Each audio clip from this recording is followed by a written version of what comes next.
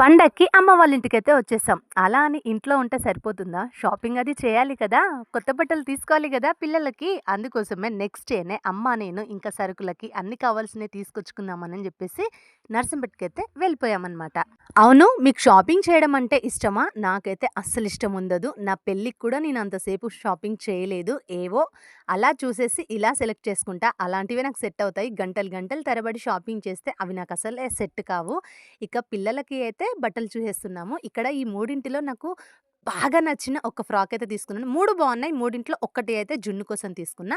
ఇక ఖుషికి, మా చెల్లి వాళ్ళ పాపకి ముగ్గురికి బట్టలు తీసేసుకొని, కంగనాల్స్‌కి సంబంధించిన సామానంతా తీసేసుకొని, ఇక అప్పాలు, పిండి వంటలు అవన్నీ చేయాలి కదా! వాటికి సంబంధించినవి అవన్నీ కూడా తీసేసుకొనైతే ఇంటికొచ్చేసాము.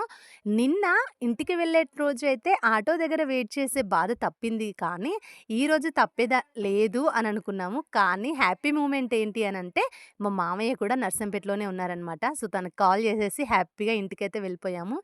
ఇంటికెళ్ళాక ఇక పిండి వంటలకు సంబంధించిన పిండి అయితే పట్టించుకొనొచ్చి నెక్స్ట్ డే అప్పాలైతే చేయాలి. అప్పాల వీడియో నెక్స్ట్ వీడియోలో అయితే మీతో షేర్ చేసుకుంటాను. ఇంతకీ మీరు ఏమేమి అప్పాలు చేసుకుంటున్నారో కామెంట్ చేసి, వీడియో నచ్చితే ఒక లైక్ చేసి మీరైతే షాపింగ్ చేశారా? కామెంట్ చేయండి. Thank you.